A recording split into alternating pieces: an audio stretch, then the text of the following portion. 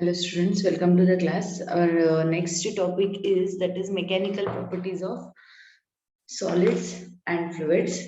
So in NCERT we will study this chapter separately, but while discussing in competitive classes we take these two chapters together. So this comes under track 2 here. Okay, so let us start with the topic. See here, mechanical properties of fluids and solids. So in solids we will study that is the property or the behavior of the solids here. Okay, that is elasticity property, plasticity property, then stress strain, types of stress strain, and here we study a law called as Hooke's law. So these are the content of this mechanical properties of solids chapter. Similarly, in case of fluids we will discuss the properties of the fluids, right? What is the viscosity, surface tension, then different properties related to fluids we will be discussing. So first let us start with the mechanical properties of solids. The first definition is, here we are studying, that is, what is intermolecular force. So the first definition we are discussing here, that is intermolecular force. So first, the intermolecular force is nothing but in a solid, atoms or molecules are arranged in such a way that each molecule is acted upon by the forces due to the neighboring molecules. So here what happened, whatever the molecules or the atoms are arranged in a solid, here the molecules and then atoms are arranged in a neighboring molecules, right? Some force will be acting these neighboring molecules. These forces are known as what? Intermolecular forces. These forces are known as intermolecular forces here. Okay, then next we have elasticity. So what do you mean by elasticity? Elasticity is nothing but the property of the body to regain its original configuration. The property of the body to regain its original configuration when the deforming forces are removed is called as what? Elasticity. So here elasticity is nothing but it is the property of the body to regain its original configuration.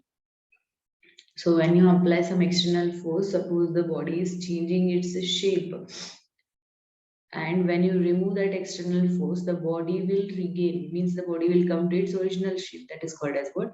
Elasticity property. So change in the dimension, it may be like length, it may be like volume, area, and the shape. Next, the change in the shape or size of a body when external forces act on it is determined by the forces between its atoms or molecules. These short range atomic forces are called elastic forces. So here we have the definition of elastic force. What is elastic force? The change in the shape or size of the body when external forces act on it. Okay, it is determined by the force between the atoms or the molecule, and the force between these molecules are very short range. So that is called as what? Elastic forces between the atoms or the molecules. Next. So next we have the definition of perfectly elastic body. We know already what do you mean by elastic property. Then next we have perfectly elastic body. What do you mean by perfectly elastic body? Here a body which regains its original configuration immediately and completely after the removal of deforming force from it is called perfectly elastic body. So perfectly elastic body is defined as what? A body which regains its original configuration immediately. Okay, means it will not take time. So when you remove the external force completely, the body will also come to its original shape. It is called as what? Perfectly elastic body.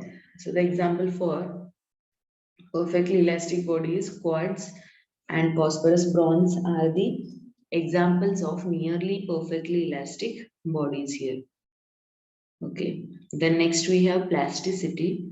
What do you mean by plasticity? The inability of a body to return to its original size and shape, even on removal of the deforming force, is called as what? Plasticity. And such a body is called as a plastic body. So next we are defining plasticity. Elasticity just now we have defined. Next we are defining plasticity here. Plasticity is nothing but is the inability of the body to return its original shape and the size after removing the external force. So if it regains its shape, then it is elastic. If it is not regaining its shape, original shape, then it is called as what? Plastic body, or the property is called as what? Plasticity. The next definition we are defining here, that is stress. So what do you mean by stress? Let us see here. And one more definition, that is, see here, as we know that when we remove the external force, the body will regain its original shape. The force which is helping to deform its shape, that is elastic force. So the shape which is helping it to regain its shape is called as restoring force. It is called as restoring force here. Okay.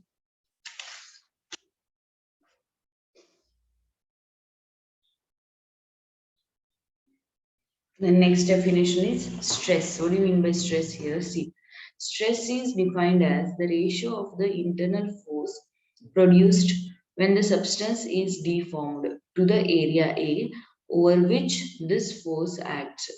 In equilibrium, this force is equal in magnitude to the externally applied force. So in other words, how we can write that stress is equal to F divided by A. So stress is defined as it is the ratio of external internal force produced when the substance is deformed to the area is called as what? Stress here. The SI unit of stress is given by, force is given by Newton, area is given by meter square. Therefore, the SI unit we take it as Newton per meter square. Similarly, in CGS system, we call it as dyne per centimeter square. What is the dimensional formula for stress here? The dimensional formula for stress can be written as, first you write it for that is force, then you write it for area. So if you simplify that, you will get it as m L raised to minus 1 T raised to minus 2 is the dimensional formula for stress. Next we have types of stress. So in types of stress, we are defining mainly here two types, that is normal stress and the tangential stress. Okay. So what do you mean by normal stress here? The normal stress is nothing but the restoring force per unit area perpendicular to the surface of the body. So normal is nothing but what it is? Perpendicular to the surface. So it is defined as the restoring force per unit area perpendicular to the surface of the body is called as what? Normal stress. Okay, this normal stress is of two types. In that we have again tensile stress and compressive stress. Means when the force is acting perpendicular to the surface, it is called as normal stress. In that again two types are there. One is tensile stress, means there also if the force is acting tangent perpendicular to that, that is tensile stress, and compressive stress are the two types of again normal stress. Then the second main type of stress is tangential stress here. Tangential stress is defined as when the elastic restoring force or deforming force acts parallel to the surface area. It acts parallel to the surface area. The stress is called tangential stress. Okay, if the force is acting parallel to the area is taken as what? Tangential stress. After defining the types of stress, The next main point we are discussing, that is strain. So what do you mean by strain here? See, strain is nothing but it is defined as the ratio of change in size or shape to the original size or shape is called as what? Strain. Change in shape or size to the original shape and size is called as what? Strain here. So strain is the ratio of same physical quantity, therefore we say it as what? Dimensionless quantity. It is dimensionless quantity. So when we are expressing this strain, we just take it a number. We just take it a number. We don't go for any dimension or any unit here, as it is the ratio of same quantity, the ratio of same quantity here. Okay, next.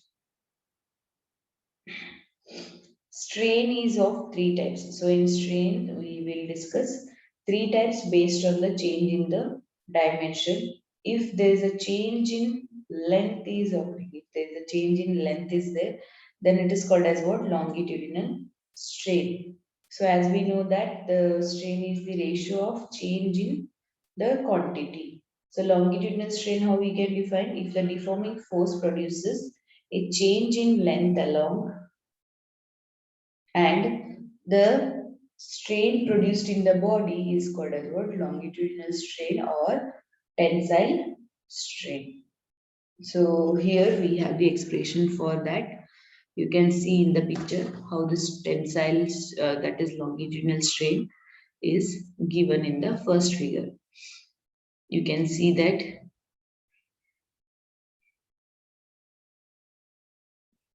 the body is having length L. When the external force is applied, here it will change its length, that you can take it as you can see the downward force F and the upward force F is denoted here. And now when you apply the force, what happens? The change in length occurs. The change in length, the total length now it is becoming L plus delta L. Okay. So the longitudinal strain, mathematically it can be written as change in length to the original length. Then next.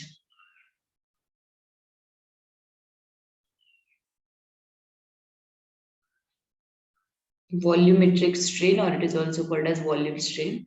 So volume strain is nothing but it is the deforming force produces a change in volume alone. The strain produced in the body is called as what? Volumetric strain. So it is given as the volumetric strain is equal to change in volume to the original volume. Okay, then next.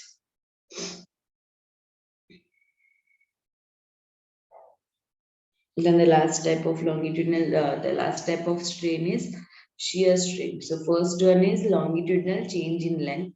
Second one is volumetric, that is change in volume. Third one is shear strain. See here, in case of shear strain, the angle change occurs. The angle tilt caused in the body due to the tangential stress expressed is called shear strain. You can see in the third figure here, that is when the force is applied on a body, change in the angle is taking place. Okay, you can observe in the third figure here, theta is written. See, here it is written as theta. Okay, that is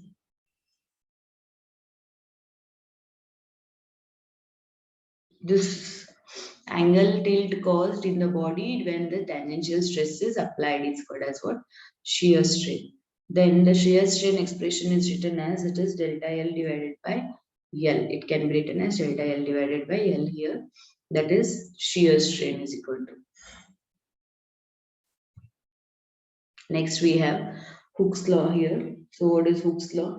Hooke's law states that within elastic limits, so within the elastic limits, the ratio of stress to strain is constant. The ratio of stress to the corresponding strain is produced is a constant, and that is called as what? Hooke's law here. That is called as Hooke's law. So this constant is called the modulus of elasticity. This constant is called as modulus of elasticity. Okay, so we can write this expression as stress is directly proportional to strain. Then, while removing the proportionality sign, we take some constant here. That constant we write it as modulus of elasticity. That constant we take it as modulus of elasticity. So this modulus of elasticity can be written as it is equal to stress divided by strain. Modulus of elasticity is equal to stress divided by strain here. Since strain is a pure number, the unit of modulus of elasticity is nothing but, that is for stress what we use, Newton per meter square. So we have for modulus of elasticity also same unit, that is Newton per meter square. Okay, then next we have stress strain curve. So what do you mean by the stress strain curve here? The graph between stress and strain is taken as stress strain curve. So stress strain curves are useful to understand the tensile strength of a given material. Okay, so here we have the figure to show stress strain for a given metal. See this. So strain is along x-axis and stress is denoted along y-axis. Then here you can see the graph also. The graph is straight line between the point 0 to A. Okay, then after that the shape is changing here. You can see the graph is labeled as A, B, C, D, E, which denote the different points here. Okay, so one by one, let us see the explanation. The curve from O to A is linear in this region. Hooke's proportional limit law is obeyed. So here what happens between O to A, the graph is showing in between O to A, the graph is showing proportional to each other. Straight line means it is proportional to each other. It is called as what? Proportional limit law. Okay, that is between 0 to A. In the region from A to B, it is not straight here. Therefore, we say that here proportionality is ending. It is the end of the proportionality. Once the external force is removed completely, this will go here. Okay. The point B is the curve. It is called as what? Yield point, or it is elastic limit. Means up to 0 to A, it is exactly proportional to each other. That is called as proportional limit law. Then after that, there is a small strain with the stress, with the application of stress. Therefore, here once it is removed, the elasticity property will go here. So that point up to point B, it is called as yield point or elastic point. So here we need to remember the points here. Okay, then the third one. The curve beyond the B shows the region of plastic deformation. So after the point B, the body or the curve shows plastic deformation, means here the body will not regain its original shape. It is called as what? Plastic deformation. The point D on the curve shows the tensile strength of the material. Point D shows the tensile strength of the material. Beyond this point, the additional strain leads to fracture in the given material. Means after D point, the tensile strength of the curve, it is the tensile strength of the curve material. Beyond this point, what happens? The additional strain leads to fracture point. It leads to the fracture point, means the body will not come back to its original shape and size after the point D. Then we have studied already, there are the ratio of stress to strain is called as what? Modulus of elasticity. So this modulus of elasticity, again we are dividing this into three types here. So based on the change in the dimension, we have three types of modulus of rigidity, that is elasticity. First one is Young's modulus of elasticity. So what is Young's modulus of elasticity? For a solid in the form of a wire or a thin rod, Young's modulus of elasticity is defined as within the elastic limit, the ratio of longitudinal stress to the longitudinal strain is taken as Young's modulus. It is taken as Young's modulus. The ratio of longitudinal stress to longitudinal strain is called as Young's modulus. See here the expression is written, that is Young's modulus y is equal to F by A, that is stress is given as force by unit area, divided by strain is taken as delta L by L. Okay, now we can simplify and we can write it as FL divided by A into delta L. The force expression can be written as M into G into L, and the area can also be written as pi r square into delta L. It has the unit of longitudinal stress. It has the unit of longitudinal stress here because the strain is the dimensionless quantity, and the unit is also Newton per meter square, which is the unit of stress. Okay, so this is regarding the Young's modulus of elasticity. Then the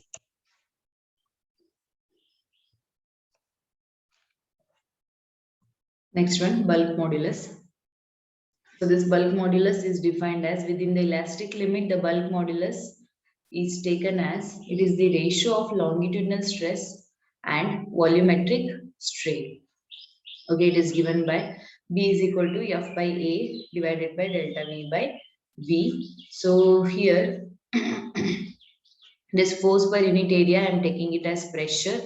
So it is given as minus P divided by delta V by V here. The negative sign indicates that the volume variation and pressure variation, they are opposite to each other here. Therefore, the negative sign is taken.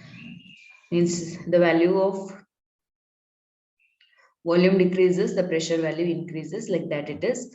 Okay, now the reciprocal of this bulk modulus is referred as, or it is defined as compressibility. It is defined as compressibility. Okay, the fraction, it is the fractional change in volume per unit change in pressure. Fractional change in the volume per unit change in the pressure is called as what? Compressibility. Means the reciprocal of bulk modulus. So the definition is also reverse here, that is compressibility. Then the next one is the last type, that is modulus of rigidity, or it is also called as shear modulus. Here it is the ratio of tangential stress to the shear strain is called as modulus of rigidity, and it is taken as F by A divided by theta. Okay, this is regarding the three types of modulus of rigidity.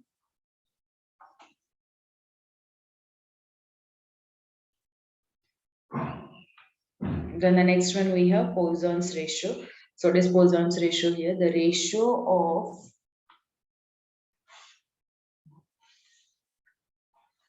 change in diameter to the original diameter. The ratio of change in diameter to the original diameter is called as what? Lateral strain. It is called as lateral strain. The ratio of change in length to the original length is called as what? Longitudinal strain. So now if we take the ratio of these two quantity, that is longitudinal lateral strain to longitudinal strain is called as what? Poisson's ratio. So Poisson's ratio, it is related to the change in diameter and to the change in length here. Okay. So it is taken as the ratio of lateral strain. Lateral strain is change in diameter to the original diameter, and longitudinal strain is what? Change in length to the original length. The ratio of these two quantities are called as what? Poisson's ratio. Then this Poisson's ratio is denoted by sigma. The sigma is equal to lateral strain divided by longitudinal strain. You can see here this expression is written as minus lateral strain. It is delta D by D, and longitudinal strain is delta L by L. So for most of the substances, the value of sigma lies between 0.2 to 0.4. When a body is perfectly incompressible, the value of sigma is maximum and it is equals to 0.5. So the value lies between, for all the material, between 0.2 to 0.4. But if the body is, suppose if it is perfectly incompressible, then the value is maximum, that is equal to 0.5. Then next we have elastic fatigue. So it is the property of an elastic body by virtue of which its behavior becomes less under its behavior becomes less elastic under the action of repeated alternating deforming forces. That is called as what? Elastic fatigue. That is, here the body's elasticity nature becomes less under the action of repeated alternating forces. Means here what happens? Suppose if you take a rubber, once you stretch it, it will come to its original shape. Repeatedly, if you go on doing the same process, it will deform completely. Then next we have the relation between elastic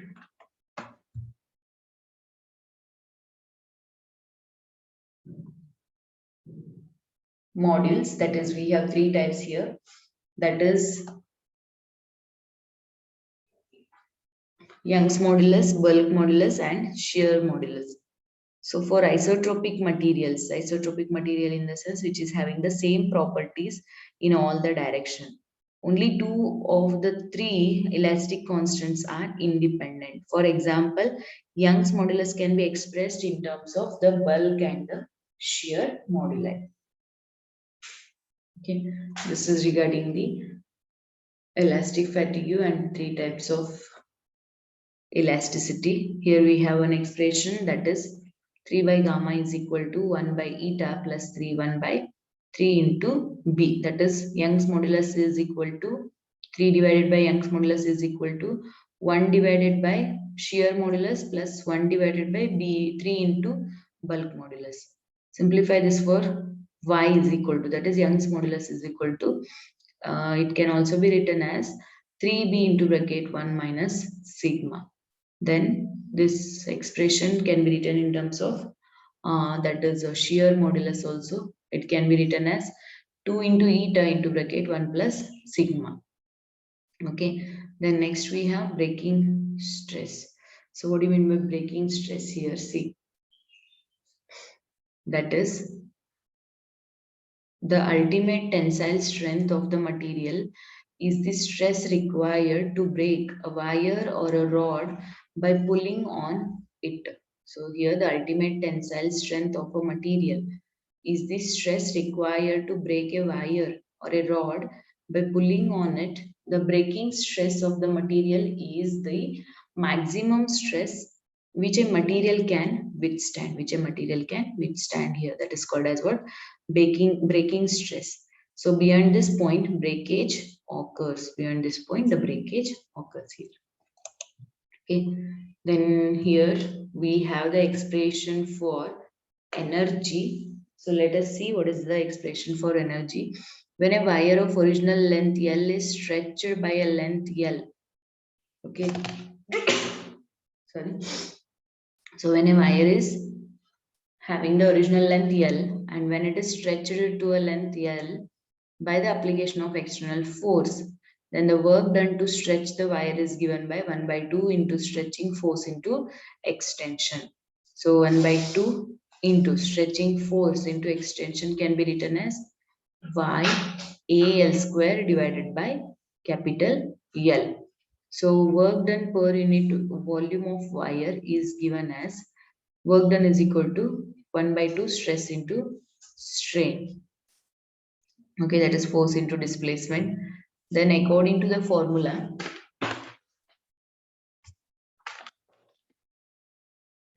we can write it as y is equal to, that is Young's modulus is equal to F into L divided by AL, F into L divided by AL here. That is the expression for our Young's modulus in terms of force, area and length. Then next, the work done by this force is stretching the wire is stored in the wire as potential energy. So as we know that when the body is at rest, so the stored energy is called as what? Potential energy. Here, the work done is equal to force into displacement, that is F into dl. So force expression, write this in terms of Young's modulus. It is written as Y into AL divided by capital L into DL. Okay, integrating both the sides we get. So what we get after integrating both the equation, we will get it as the integration of dw is w, which is equal to y is Young's modulus, that is constant. Take it out. A is also constant. L is also constant here. Take it out of the integration sign. We are integrating only dl within the limit range 0 to L here. So if I integrate this one, we will get it as L square divided by 2. Now substitute upper limit and lower limit. That is upper limit minus lower limit is equal to 1 by 2 into F into L. Okay, which is equal to the elastic potential energy. So elastic potential energy U is equal to 1 divided by 2 F into L. Okay. So that is equal to 1 by 2 into force into extension. 1 by 2 into force into extension. Now the potential energy per unit volume is given as, that is 1 by 2 FL divided by volume. FL divided by volume. So the energy, potential energy U is equal to 1 by 2 force into extension is the expression for potential energy. Now potential energy per unit volume we are calculating. That is 1 by 2 FL divided by V is equal to 1 by 2. Force expression is YAL divided by L. Then divided by V we are doing here. Okay. Now this volume can be written as area into length. So 1 by 2 into force into length divided by area into length, which is equal to 1 by 2 into YAL divided by L into, again same, volume is equal to area into length. Substitute. Now here we can cancel area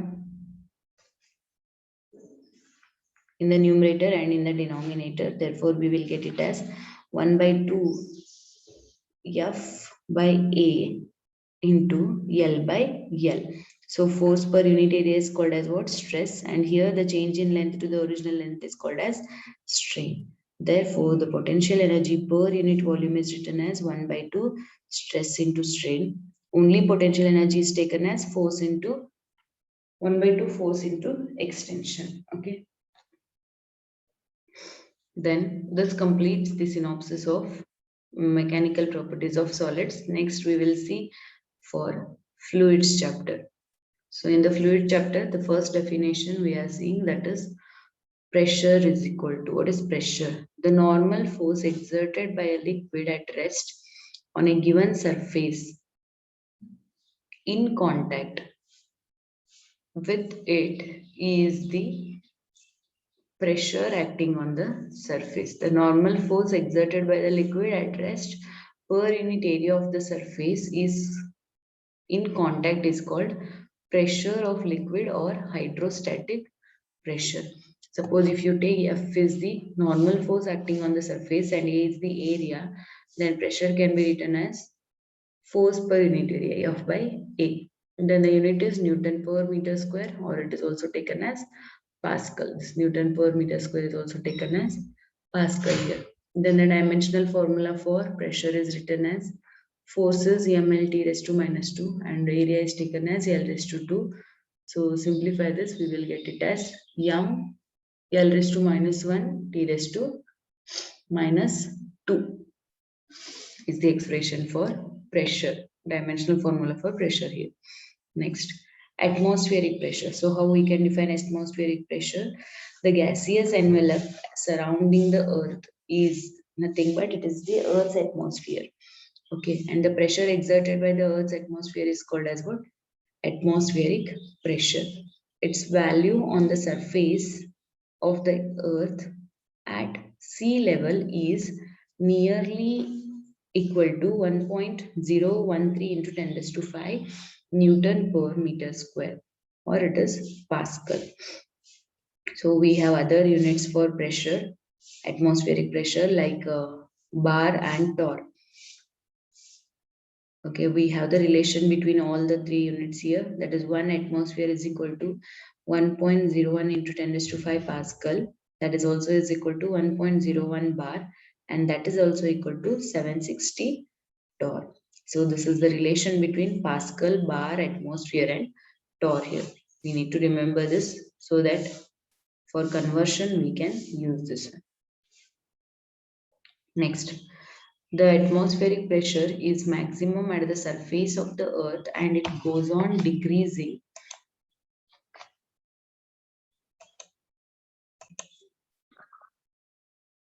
as we move up into the earth's atmosphere.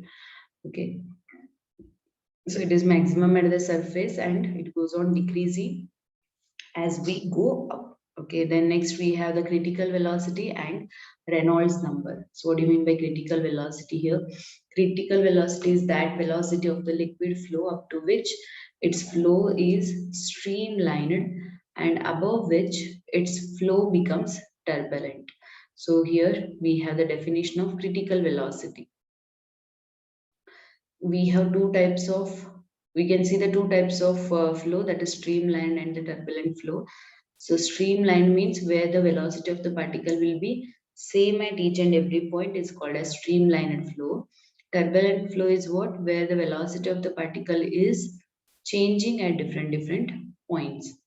Okay, so the velocity, the limit of velocity up to which the flow is streamlined, above which it becomes turbulent, it is taken as critical velocity. So Reynolds number is a pure number which determines the nature of flow of liquid through a pipe. So Reynolds number is what? It is purely a number which specifies whether it is a streamlined flow or the turbulent flow.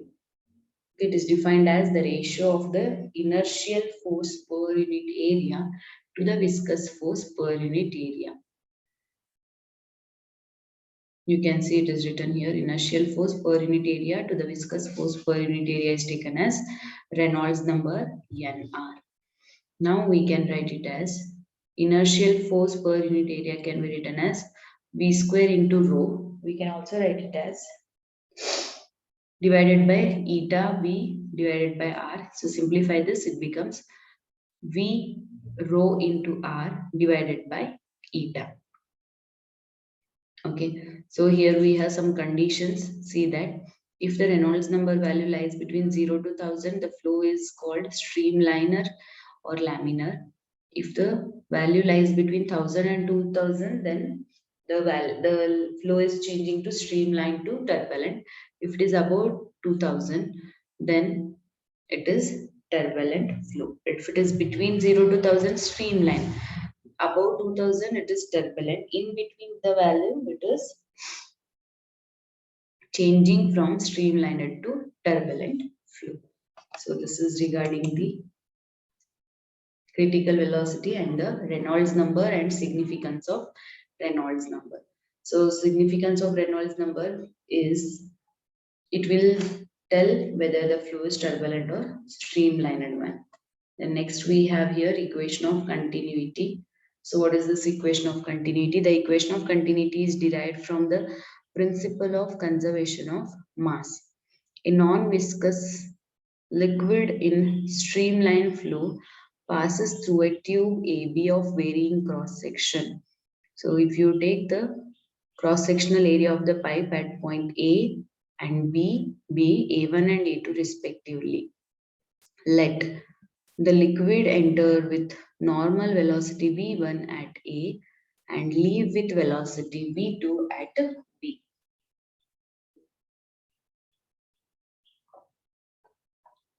So it is written as A1 V1 is equal to A2 V2. This is called equation of continuity. So if the liquid is incompressible, then we take rho 1 is equal to rho 2, or we can also write it as AV is equal to constant. Next, Next we have Bernoulli's theorem. So Bernoulli's theorem, it is the sum of the three energies, that is pressure energy, potential energy and the kinetic energy. See here, according to this theorem, the total energy, that is pressure energy, potential energy and the kinetic energy per unit volume or mass of an incompressible and non-viscous fluid in steady flow through a pipe remains constant. So according to this theorem, this total energy remains constant. So under the constant conditions, that is called as what? Bernoulli's theorem. So mathematically, for per unit volume, the expression can be written as P plus rho into G, that is pressure energy plus potential energy plus kinetic energy is 1 by 2 rho into V square. So here we are writing in terms of per unit volume. Therefore, the expression is P plus rho GH plus 1 by 2 rho into V square is equal to constant. Then next we have velocity of wave flux. You can see the figure. Okay. So you have a container. If you make a hole through that, the water or the liquid will come out of it. So the speed with which it is coming out is called as velocity of a flux. See, if a liquid is filled in a vessel up to height h, if it is filled up to height h, and a hole is made at a depth h below the free surface. So the total height of the liquid is h. The hole is made at a depth of h from the surface, above surface, as shown in the figure. Okay.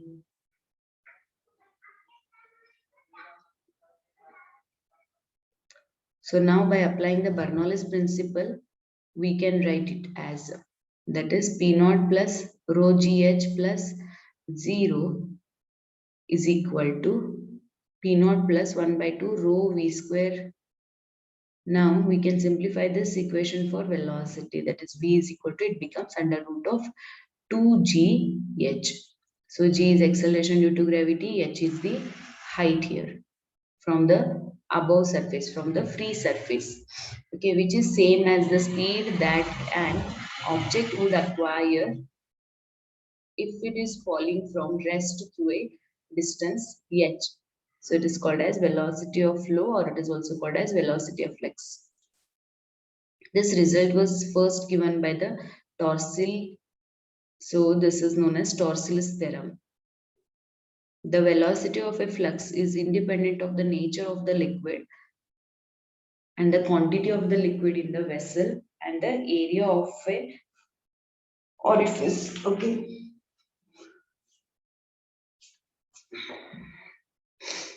The next point is, greater is the distance of the hole from the free surface, the liquid, with greater velocity it will come out. Means as you go deep, as you go depth inside the liquid, the velocity will be more because the pressure will be more at the bottom.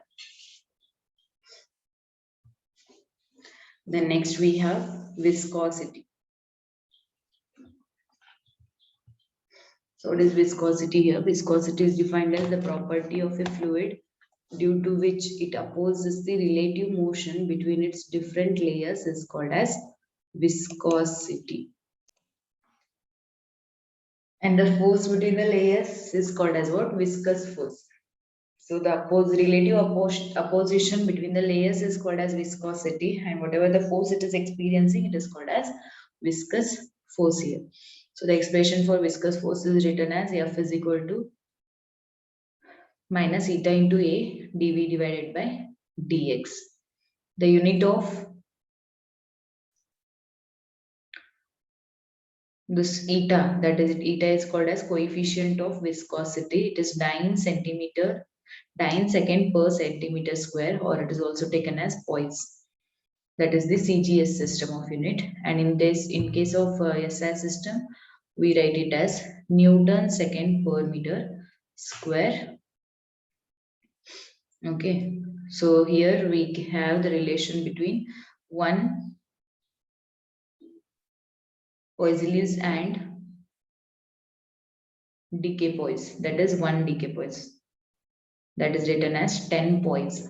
Then the dimension is written as m l raised to minus 1 t raised to minus 1 here. Then next we have the Stokes law and the terminal velocity. So what is Stokes law here? See, when a body moves through a little fluid, the fluid in contact with the body is dragged with it. This establishes relation between relative motion in fluid layers near the body, due to which viscous force starts operating. The fluid exerts viscous force on the body to oppose its motion. The magnitude of the viscous force depends on the shape and size of the body and the speed and viscosity of the fluid. So here we can see the expression for Stokes law. It is given by F is equal to 6 pi eta into R V. Eta is coefficient of viscosity, R is the radius, V is the velocity with which the liquid is flowing. Then we have the expression for terminal velocity here. The terminal velocity V is equal to 2 by 9 R square into bracket rho minus sigma into G by eta. So rho is the density of the liquid, sigma is the density of the solid substance here. Then G is acceleration due to gravity, eta is the coefficient of viscosity. Then next we have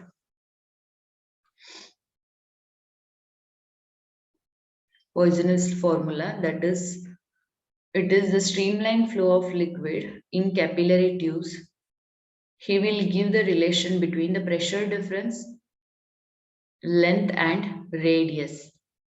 Okay, so that is directly proportional to the velocity is directly proportional to the pressure difference, and it is directly proportional to the fourth power of the radius, and it is inversely proportional to the coefficient of viscosity and inversely proportional to the length of the capillary tube. Therefore, it is written as V is proportional to P R raised to 4 divided by eta into L. So remove the proportionality sign, take a constant. That constant is taken as K, and the value of K is pi by 8.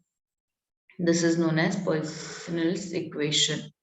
So this equation can also be written as V is equal to P divided by R here, where R is called as liquid resistance. R is called as liquid resistance, and the expression for liquid resistance is given by 8 eta into L divided by pi R raised to 4. This is the expression for liquid resistance R.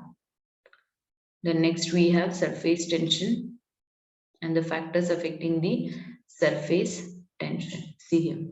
What do you mean by surface tension here? The intermolecular force, in that first one, the force of attraction or repulsion acting between the molecules are known as what? Intermolecular force. The force of attraction or the repulsion which is acting between the molecules is known as intermolecular force.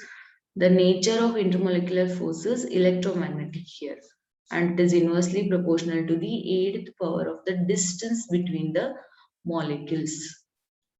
Then based on this, we can define the surface tension. Surface tension of a liquid is measured by the force acting per unit length on either side of an imaginary line which is drawn on the free surface of liquid. The direction of this force is being perpendicular to the line and tangential to the free surface of the liquid. So if F is the force acting, then force per unit length, F by L. That is surface tension, F is equal to. So as we can see here, it depends on force and it depends on length. And the nature of the liquid, it is not depending on the area of the surface. Only length is considered here. It is a scalar quantity. And the dimension is taken as m t raised to minus 2, which is similar to our force constant. Then the unit is Newton meter is the SI unit. Dyne per centimeter is the CGS unit. So as we know that it is a molecular phenomenon because it is the force between the molecules. Then the next one we have the factors affecting the surface tension. First one we have the temperature. The surface tension of liquid decreases with rise of temperature. The surface tension of liquid is zero at the boiling point and it vanishes at critical temperature. So what happens at critical temperature? Intermolecular forces for liquid and gases becomes equal and liquid can expand without any restriction. That is the effect of temperature on surface tension. Then we have the impurities. So how impurities will affect the surface tension? See here, the presence of impurities either on the liquid surface or dissolved in it considerably affect the force of surface tension depending upon the degree of contamination. So highly soluble substances like sodium chloride, when dissolved in water, it increases the surface tension of water. Means the impurities will increase the surface tension of water here. But the partially soluble substance like phenol, when dissolved in water, it decreases the surface tension of water. So if it is completely soluble, the surface tension increases. If it is partially soluble, the surface tension decreases. Okay. Then next we have the excess pressure. What do you mean by excess pressure? Due to the property of surface tension, a drop or a bubble tries to contract, compresses the matter enclosed. Means suppose if a drop of water falls from certain height, it will acquire some spherical in shape or it will try to acquire the minimum area here. So this is because of this excess pressure. Here what happens? In equilibrium, the pressure inside a bubble and outside, whatever the difference in the pressure between the two sides of the liquid is there, that is called as what? Excess pressure here. In case of a drop, excess pressure is provided by hydrostatic pressure of the liquid within the drop, while in case of bubble, the gauge pressure of the gas is confined in the bubble provides it. Okay. So in the next class, we will continue with angle of contact and some more definitions for mechanical properties of fluids. Thank you.